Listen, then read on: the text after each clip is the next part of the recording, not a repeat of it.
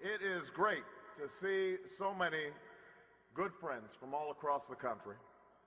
I want to congratulate Howard Friedman, David Victor, and Howard Corr on an extraordinary conference and on the completion of a new headquarters just a few blocks away. I want to thank my great friend, Lee Rosenberg, who has been just tireless in working on behalf of the U.S.-Israel relationship. I want to make a point of acknowledging our extraordinary Speaker of the House, Speaker Nancy Pelosi, who spoke just before me,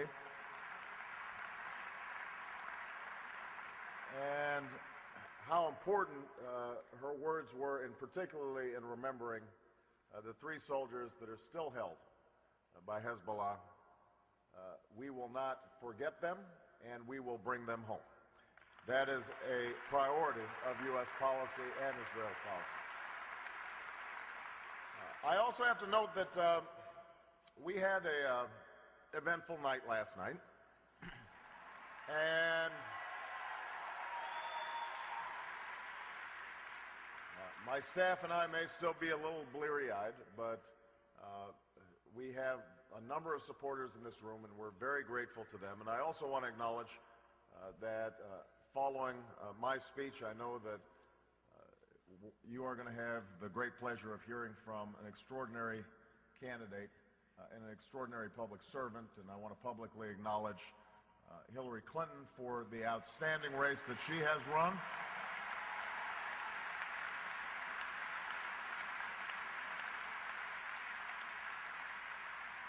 She is a true friend of Israel. She is a great senator from New York. She is an extraordinary leader of the Democratic Party, and she has made history alongside me over the last 16 months. So I'm very proud to have competed against her.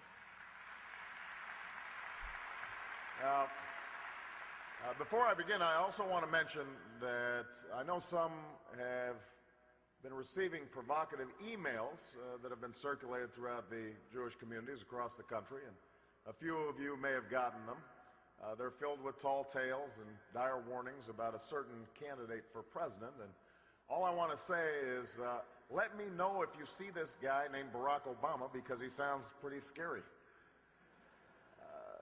But if anybody's been confused by these emails, I want you to know that today I will be speaking from my heart and as a true friend of Israel.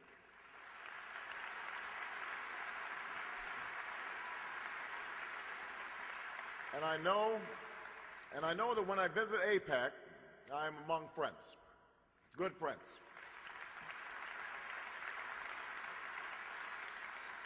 Friends who share my strong commitment to make sure that the bond between the United States and Israel is unbreakable today, unbreakable tomorrow, unbreakable forever.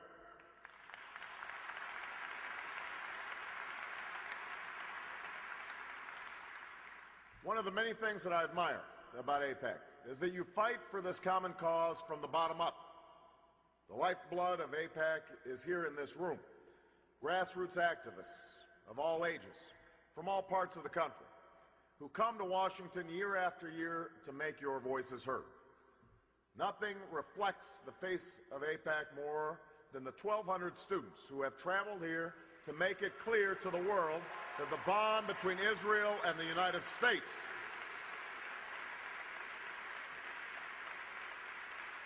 and the United States is rooted in more than our shared national interests. It's rooted in the shared values and shared stories of our people. And as President, I will work with you to ensure that it is this bond that is strengthened. You know, I first became familiar with the story of Israel when I was 11 years old. I had a camp counselor who was an American Jew but had lived in Israel for a time, and he told me stories of this extraordinary land. And I learned of the long journey and steady determination of the Jewish people to preserve their identity through faith, family, and culture. Year after year, century after century, Jews carried on their traditions and their dreams of a homeland in the face of impossible odds. And the story made a powerful impression on me. I had grown up without a sense of roots. My father was black, he was from Kenya, he had left when I was 2. My mother was white and she was from Kansas, and I'd moved with her to Indonesia and then back to Hawaii, and in many ways I didn't know where I came from. So I was drawn to the belief that you could sustain a spiritual, emotional, and cultural identity. And I understood the Zionist idea that there is always a homeland at the center of our story. And I also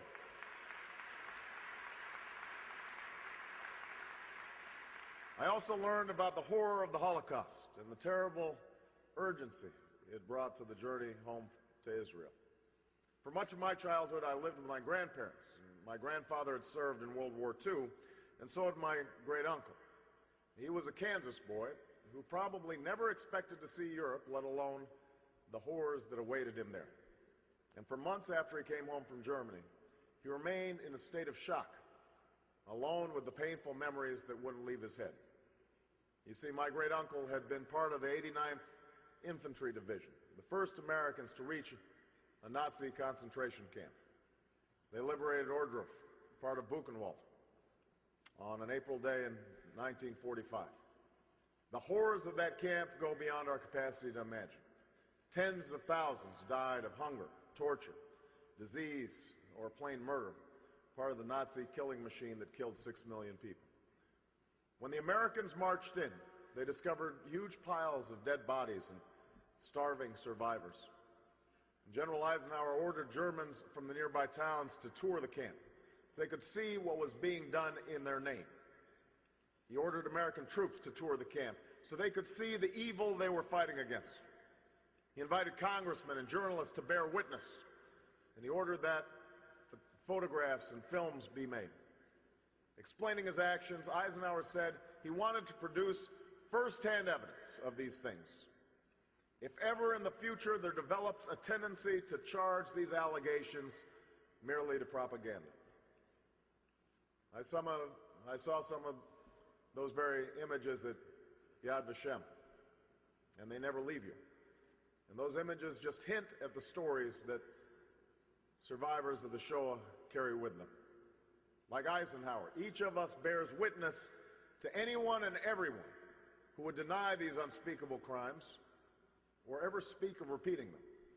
We must mean what we say when we speak the words, "never again."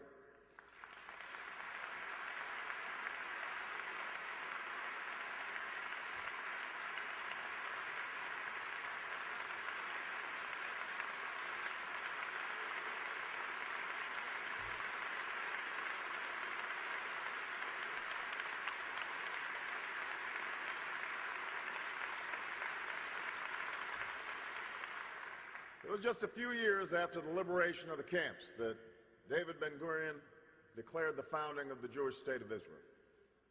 We know that the establishment of Israel was just and necessary, rooted in centuries of struggle and decades of patient work. But 60 years later, we know that we cannot relent, we cannot yield, and as president, I will never compromise when it comes to Israel's security.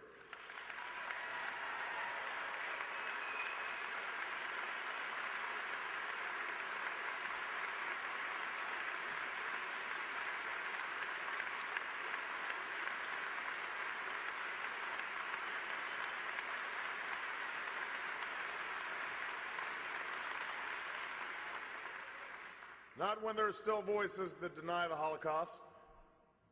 Not when there are terrorist groups and political leaders committed to Israel's destruction. Not when there are maps across the Middle East that don't even acknowledge Israel's existence and government-funded textbooks filled with hatred towards Jews. Not when there are rockets raining down on Sderot and Israeli children have to take a deep breath and summon uncommon courage every time they board a bus or walk to school. I have long understood Israel's quest for peace and need for security, but never more so than during the travels that Lee referred to 2 years ago. when I went to Israel. Flying in an IDF helicopter, I saw a narrow, beautiful strip of land nestled against the Mediterranean. On the ground, I met a family who saw their house destroyed by a Katyusha rocket. I spoke to Israeli troops who faced daily threats as they maintained security near the blue line. I talked to people who wanted nothing more simple or more elusive than a secure future for their children. I have been proud to be a part of a strong bipartisan consensus that has stood by Israel in the face of all threats. That is a commitment. That is a commitment that both John McCain and I share, because support for Israel in this country goes beyond party.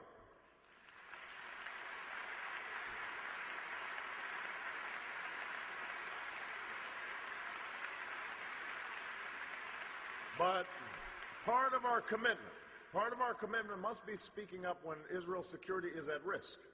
And I don't think any of us can be satisfied that America's recent foreign policy has made Israel more secure. Hamas now controls Gaza.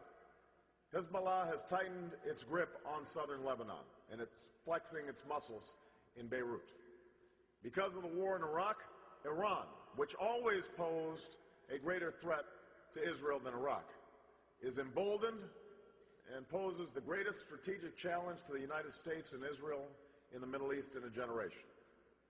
Iraq is unstable, and al-Qaeda has stepped up its recruitment.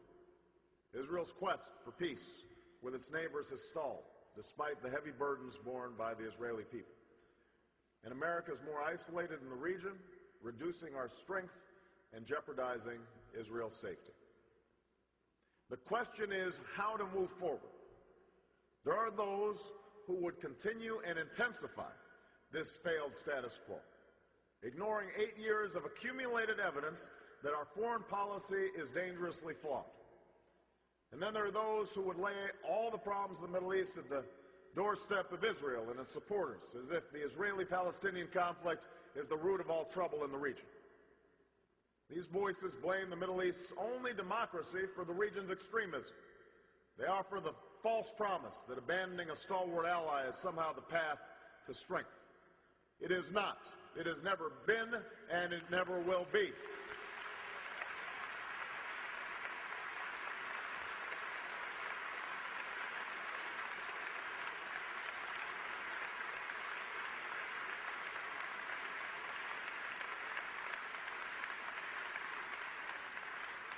Our alliance is based on shared interests and shared values. Those who threaten Israel threaten us. Israel has always faced these threats on the front lines, and I will bring to the White House an unshakable commitment to Israel's security. That starts with ensuring Israel's qualitative military advantage.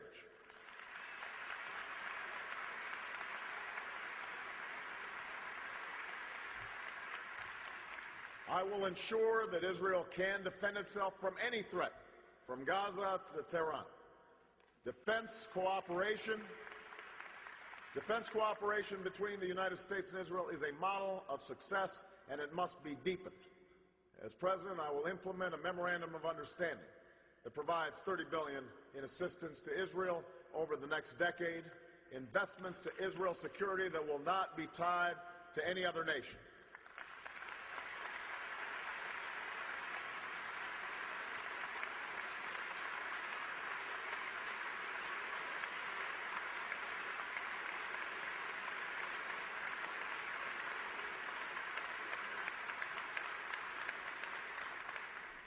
First, we must approve the foreign aid request for 2009, and I understand that Speaker Pelosi and Senator Reid are ready to move on that. Going forward, we can enhance our cooperation on missile defense. We should export military equipment to our ally Israel under the same guidelines as NATO, and I will always stand up for Israel's right to defend itself in the United Nations and around the world.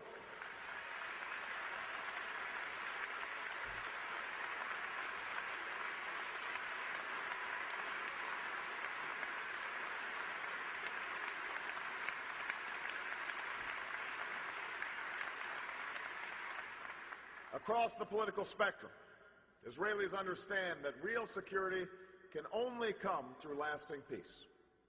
And that is why we, as friends of Israel, must resolve to do all we can to help Israel and its neighbors to achieve it.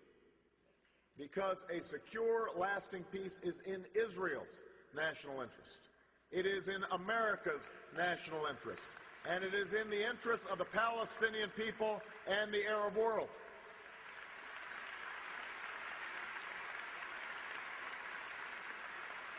As president, I will work to help Israel achieve the goal of two states, a Jewish state of Israel and a Palestinian state, living side by side in peace and security.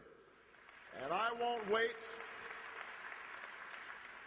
until the waning days of my presidency. I will take an active role and make a personal commitment to do all I can to advance the cause of peace from the start of my administration.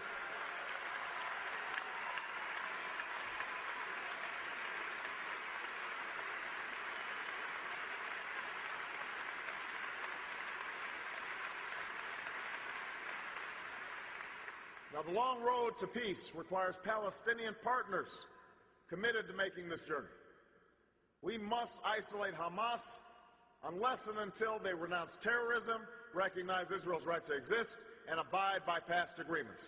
There is no room at the negotiating table for terrorist organizations. That is why I opposed holding elections in 2006 with Hamas on the ballot.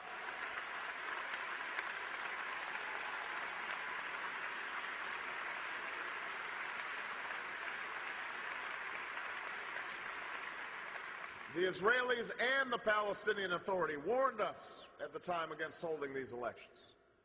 But this administration pressed ahead, and the result is a Gaza controlled by Hamas, with rockets raining down on Israel.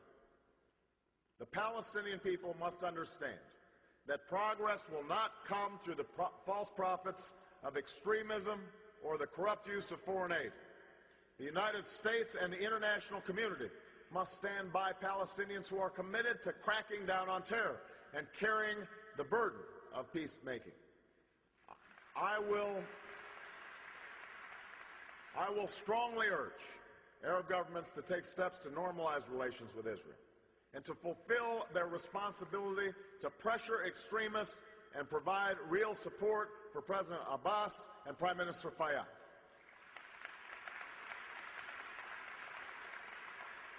Egypt must cut off the smuggling of weapons into Gaza.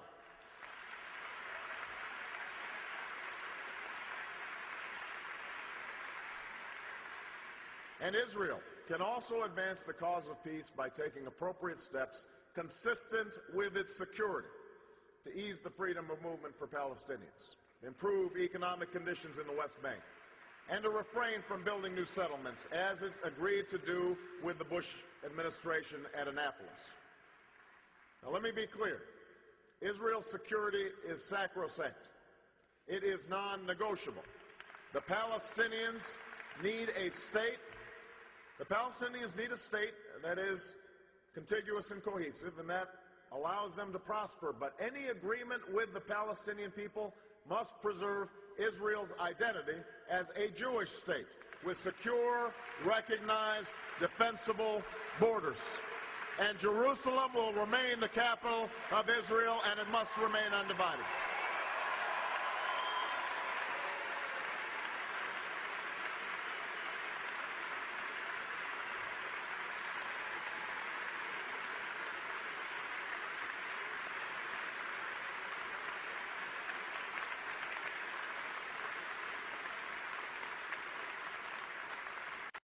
Now, I have no illusions that any of this will be easy.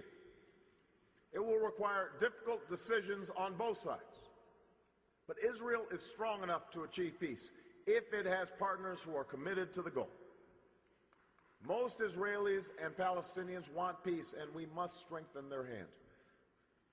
The United States must be a strong and consistent partner in this process, not to force concessions, but to help committed partners avoid stalemate and the kind of vacuums that are filled by violence. And that's what I commit to do as President of the United States. The threats to Israel start close to home, but they do not end there. Syria continues its support for terror and meddling in Lebanon. And Syria has taken dangerous steps in pursuit of weapons of mass destruction, which is why Israeli action was entirely justified to end that threat.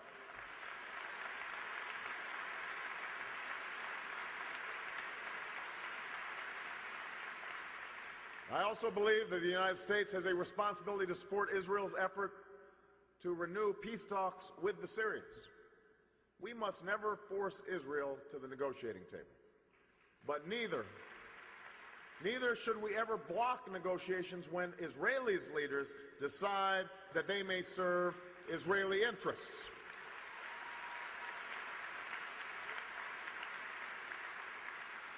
As president, I will do whatever I can to help Israel succeed in these negotiations. And success will require the full enforcement of Security Council Resolution 1701 in Lebanon and a stop to Syria's support for terror. It is time for this reckless behavior to come to an end.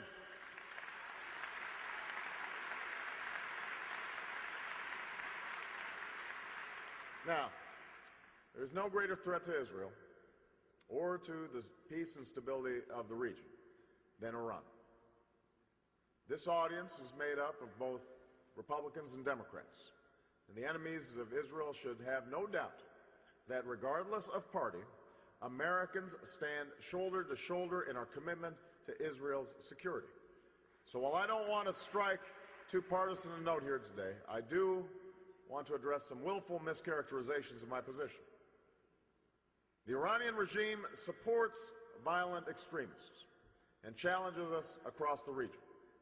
It pursues a nuclear capability that could spark a dangerous arms race and raise the prospect of a transfer of nuclear know-how to terrorists. Its president denies the Holocaust and threatens to wipe Israel off the map. The danger from Iran is grave, it is real, and my goal will be to eliminate this threat. But just as we are clear-eyed about the threat, we must be clear about the failure of today's policy. We knew in 2002 that Iran supported terrorism. We knew Iran had an illicit nuclear program. We knew Iran posed a grave threat to Israel. But instead of pursuing a strategy to address this threat, we ignored it and instead invaded and occupied Iraq. When I opposed the war, I warned that it would fan the flames of extremism in the Middle East. That is precisely what happened in Iran. The hardliners tightened their grip, and Mahmoud Ahmadinejad was elected president in 2005. And the United States and Israel are less secure. I respect Senator McCain, and I look forward to a substantive debate with him these next 5 months. But on this point, we have differed, and we will differ. Senator McCain refuses to understand or acknowledge the failure of the policy he would continue. He criticizes my willingness to use strong diplomacy, but offers only an alternate reality, one where the war in Iraq has somehow put Iran on its heels. The truth is the opposite. Iran has strengthened its position. Iran is now enriching uranium, and it has reportedly stockpiled 150 kilos of low-enriched uranium. Its support for terrorism and threats towards Israel have increased. Those are the facts, and they cannot be denied. And I refuse to continue a policy that has made the United States and Israel less secure.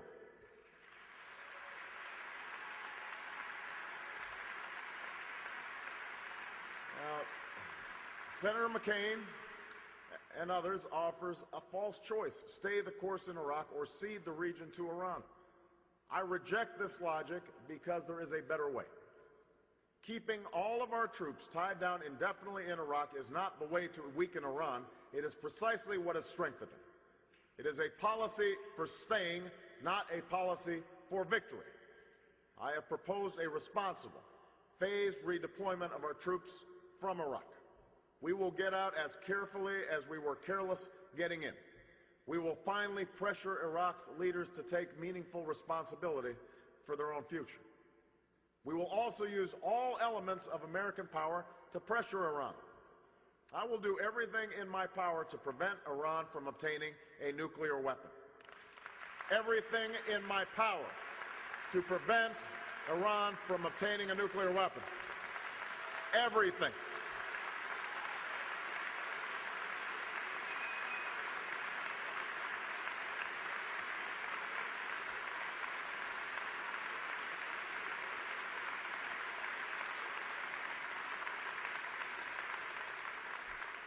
That starts with aggressive, principled, tough diplomacy without self-defeating preconditions, but with a clear-eyed understanding of our interests.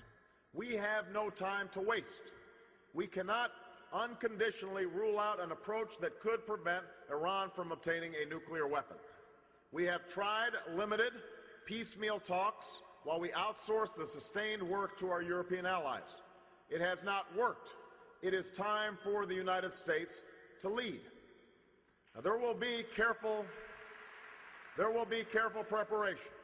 We will open up lines of communication, build an agenda, coordinate closely with our allies, especially Israel, and evaluate the potential for progress. And contrary to the claims of some, I have no interest in sitting down with our adversaries just for the sake of talking.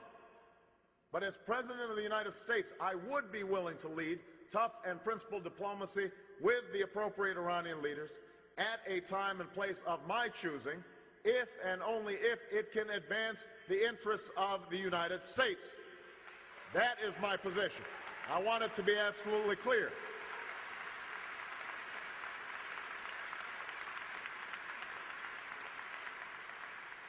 Only recently have some come to think that diplomacy by definition cannot be tough. They forget the example of Truman and Kennedy and Reagan. These presidents understood that diplomacy backed by real leverage was a fundamental tool of statecraft. And it is time to once again make American diplomacy a tool to succeed, not just a means of containing failure.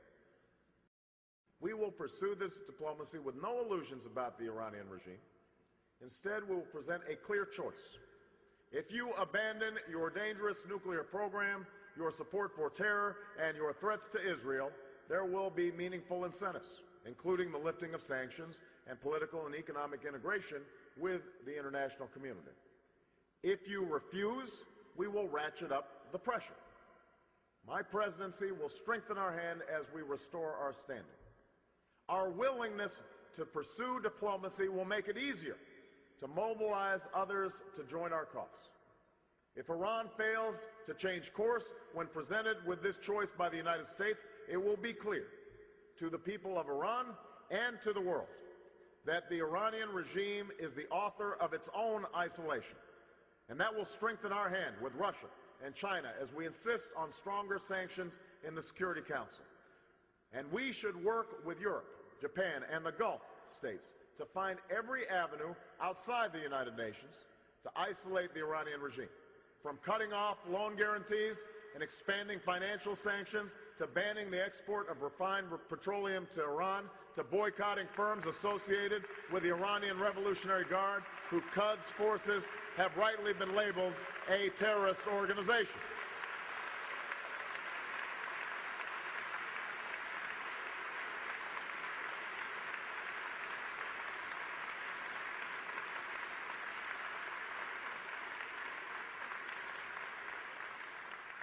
I was interested to see Senator McCain propose divestment as a source of leverage. Not the bigoted divestment that has sought to punish Israeli scientists and academics, but divestment targeted at the Iranian regime. It's a good concept, but not a new one. I introduced legislation over a year ago that would encourage states and the private sector to divest from companies that do business in Iran. This bill has bipartisan support. But for reasons that I'll let him explain, Senator McCain never signed on. Meanwhile, an anonymous senator is blocking the bill. It is time to pass this into law so that we can tighten the squeeze on the Iranian regime. We should also pursue other unilateral sanctions that target Iranian banks and Iranian assets.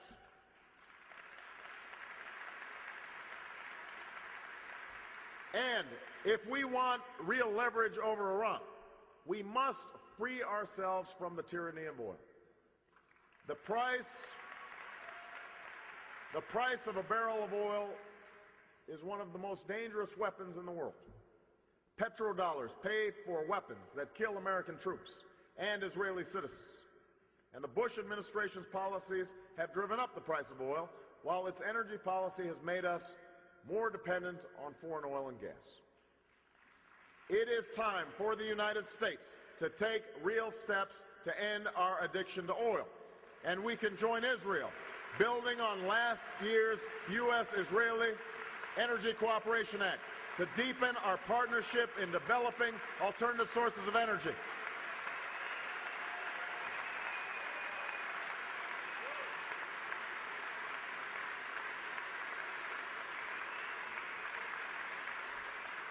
We should work with Israel, increasing scientific collaboration and joint research and development. The surest way to increase our leverage in the long term is to stop bankrolling the Iranian regime. Finally, let there be no doubt, I will always keep the threat of military action on the table to defend our security and our ally Israel. Do not be confused.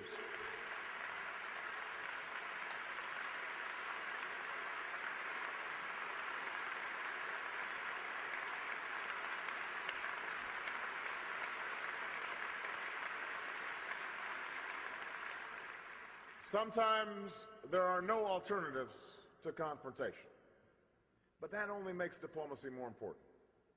If we must use military force, we are more likely to succeed and will have far greater support at home and abroad if we have exhausted our diplomatic efforts.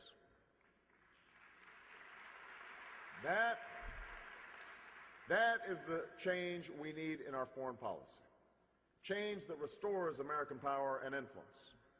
Change accompanied by a pledge that I will make known to allies and adversaries alike, that America maintains an unwavering friendship with Israel and an unshakable commitment to its security. As members of AIPAC, you've helped advance this bipartisan consensus to support and defend our ally Israel. And I am sure that today on Capitol Hill you will be meeting with members of Congress and spreading the word. But we are here because of more than policy. We are here because the values we hold dear are deeply embedded in the story of Israel. Just look at what Israel has accomplished in 60 years. From decades of struggle in the terrible wake of the Holocaust, a nation was forged to provide a home for Jews from all comers, all around the world. Syria to Ethiopia to the Soviet Union. In the face of constant threats, Israel has triumphed. In the face of constant peril, Israel has prospered. In a state of constant insecurity, Israel has maintained a vibrant and open discourse and a resilient commitment to the rule of law. As any Israeli will tell you, Israel is not a perfect place.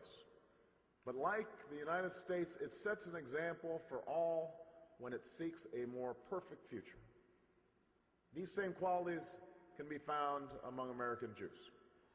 It is why so many Jewish Americans have stood by Israel while advancing the American story. Because there's a commitment embedded in the Jewish faith and tradition to freedom and fairness, to social justice and equal opportunity. To tikkun olam, the obligation to repair this world.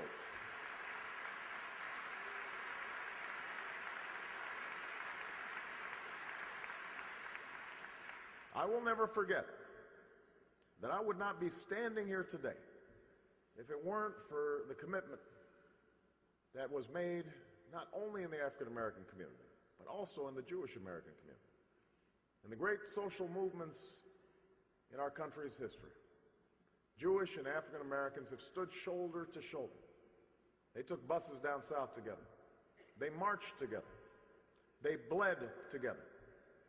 And Jewish Americans like Andrew Goodman and Michael Schwerner were willing to die alongside a black man James Chaney, on behalf of freedom and on behalf of equality. Their legacy is our inheritance. We must not allow the relationship between Jews and African Americans to suffer. This is a bond that must be strengthened. Together, we can rededicate ourselves to end prejudice and combat hatred in all its forms. Together, we can renew our commitment to justice. Together, we can join our voices together, and in doing so, even the mightiest of walls fall down. That work must include a shared commitment to Israel. You and I know we must do more than stand still. Now is the time to be vigilant in facing down every foe, just as we move forward in seeking a future of peace for the children of Israel and for all children. Now is the time to stand by Israel as it writes the next chapter in its extraordinary journey. Now is the time to join together in the work of repairing this world. And I'm looking forward to being a partner with AIPAC and making that happen. Thank you very much, everybody. God bless you. God bless America.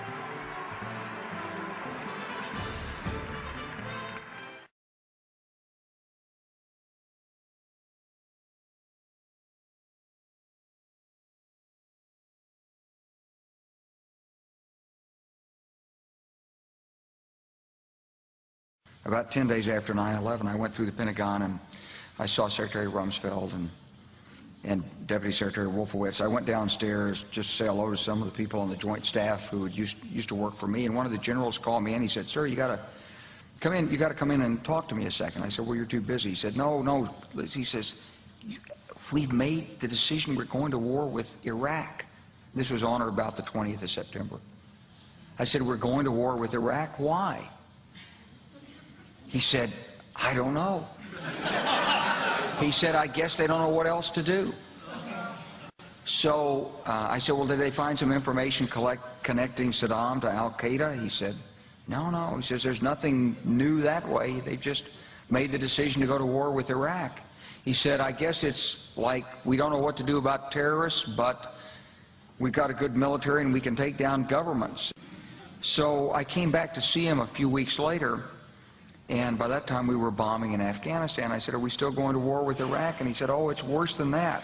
He said, he reached over on his desk, he picked up a piece of paper, and he said, I just got this down from upstairs, meaning the Secretary of Defense's office today, and he said, "This is a memo that describes how we're going to take out 7 countries in 5 years, starting with Iraq and then Syria, Lebanon, Libya, Somalia, Sudan, and finishing off Iran."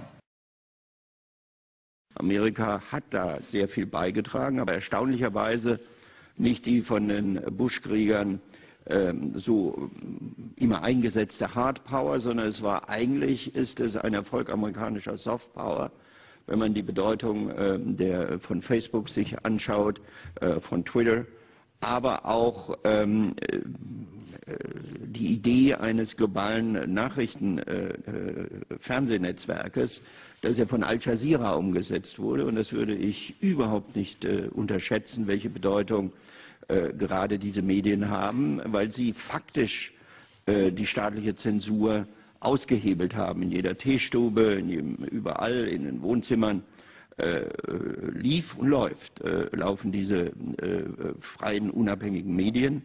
Und ich denke, das darf man nicht vergessen bei dieser historischen Entwicklung, welche Rolle sie gespielt haben. Damit kommen wir aber direkt zum Punkt, wo ich auf Condoleezza Rice treffe, als sie nach den Wahlen 2002 dann zur Außenministerin nominiert war. Und da meinte sie zu mir, also, dass diese Regierung, die Regierung Bush, mit der Regierung in Teheran nicht leben könne und dass sie auf Regime Change nach wie vor setzen würden. Und ich habe mich dort für eine Transformationsstrategie ausgesprochen, die sie in Osteuropa erlebt haben und eben nicht auf einen militärisch gestützten